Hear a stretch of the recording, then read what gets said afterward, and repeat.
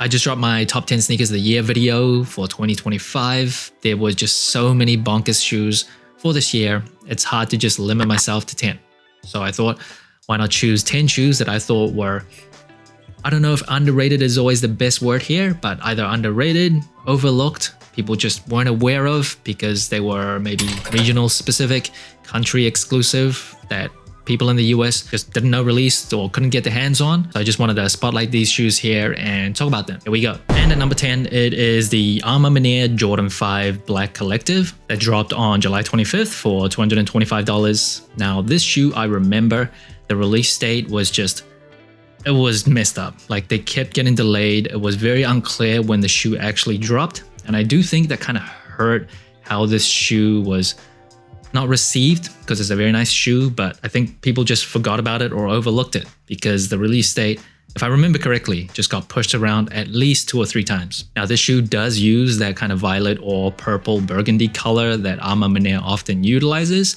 I still think it looks great. This comes with very nice materials, as A Ma Maniére collaborations often do, and according to A Ma Maniére's website, it is a collection to explore the evolution of cultural memory through the lens of Black identity. And as usual, has a ton of storytelling with like a short video on their website, the branded netting, the branded insole, the tongue itself, all branded. It does get that 23 on the heel treatment, as well as the A Ma Maniére branding on the outsole itself. A very simple looking colorway, but as a Jordan 5 lover, I really appreciated this release. And at number 9, it is the Air Jordan 1 Rare Air Cinnabar that dropped on April 5th for $180. Now 2025, you could say, was like the year of the Rare Airs for Jordan Brand. You had the undefeated Jordan 4, that obviously was the first time Rare Air ever appeared on a shoe back in 2005.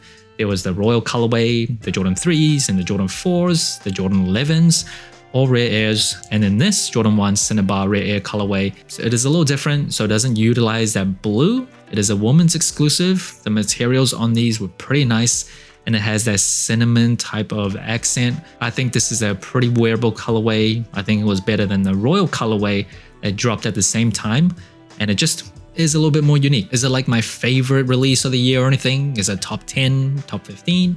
No, but I do think you can probably get this like at a discount or way cheaper than retail, and it's a very wearable, versatile, and just clean looking shoe. At number 8, it is the Nike Air Foamposite 1 Triple White that dropped on June 20th for $240 in a year where some really outstanding foams have either returned or released. So like the Galaxies came back, of course, the Pro Pearl colorway came back as well, the Pine Greens came back too, there was that kind of UNC blue Foamposite that was super nice as well, but I chose this one because you can't get more wearable than an all-white Foamposite, in terms of foams anyway. How could it get more wearable? Just an all-white, clean sneaker with that distinct Foamposite material.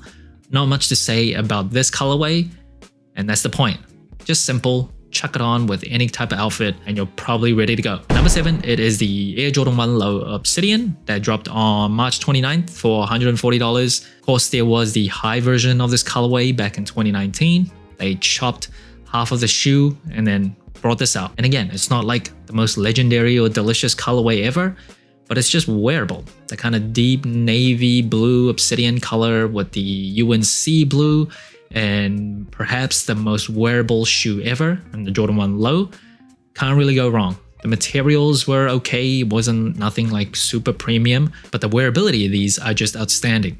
The best Jordan 1 Low that came out was probably the Chicago's this year, so didn't make my list of being underrated or underappreciated or overlooked, because I think a lot of people really love that shoe and wanted those. Off the top of my head, there was also the Rookie of the Year. I think a lot of people love those as well. The Obsidians, I don't think are as good as those, but again, you add it to your collection and it becomes a really nice, versatile shoe for all types of settings and occasions. And at number 6, it is the Adidas Jabbar Low Bruce Lee. And I think this is definitely like overlooked or underappreciated, whatever word you want to use, because these types of shoes, like the Jabbar Low, doesn't really get much attention. The collaboration, I had to get it. Bruce Lee, obviously a legend, especially as an Asian person myself, he's legendary. So definitely caught my attention.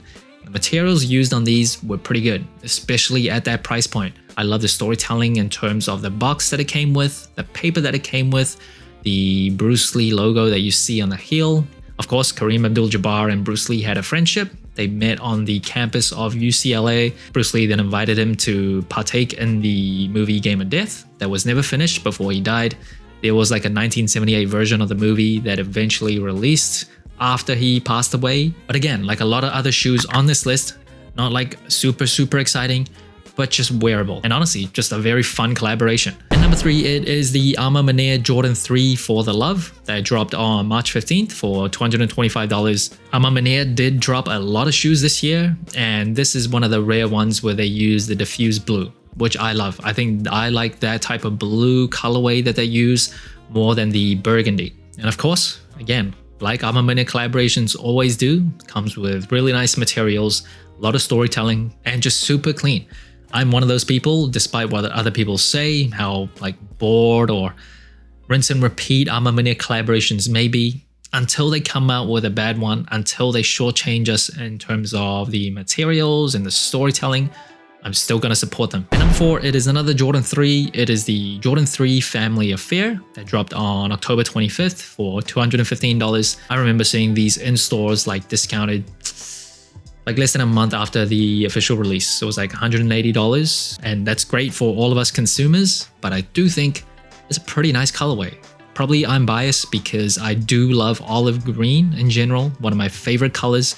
Definitely my favorite kind of shade of green. I got the Nike Air treatment on the booty, so Jordan Brand obviously wanted this to be slightly more special, and I believe the Family Affair name kind of came from this being intended to be a colorway for the outdoors, where you would spend your time outdoors with the family, something like that. I can't quite remember, but regardless, a nice colorway. If you're looking for a cheaper than retail Jordan 3, these are a good option. Number 3, it is the Concepts New Balance 997 Montage. I actually just reviewed this shoe. This was inspired by 90s punk rock and grunge, so kind of took another turn from their usual collaborations with New Balance in the past, where it has been more kind of subtle, neutral, monochromatic.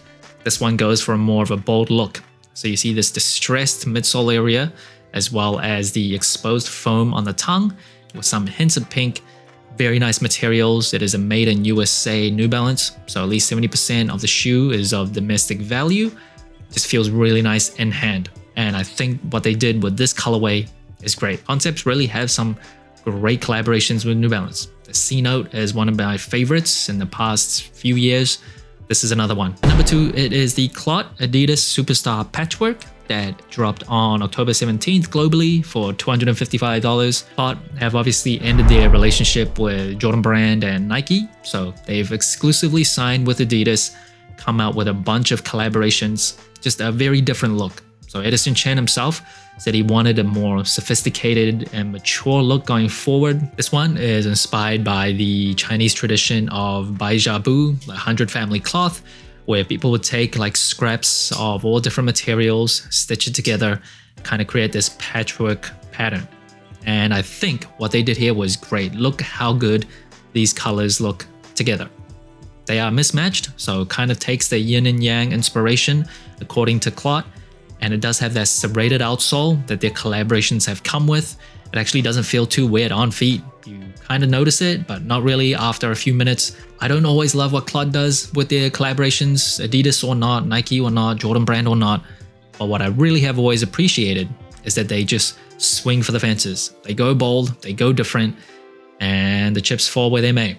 And this one, I think they fell right. And at number 1, I think these were underrated because it was an Asia exclusive. So in the US, not a lot of people were even aware of these, and they weren't really talked about. And I'm biased.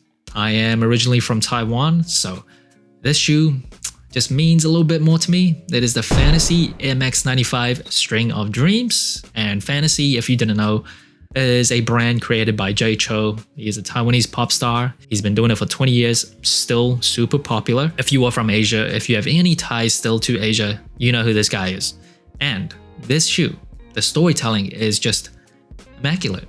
It is inspired by like a wood grain guitar. So you see this wood grain inspired upper and colors extending onto the midsole itself. It does also use like the original bigger bubbles on the Air Max 95.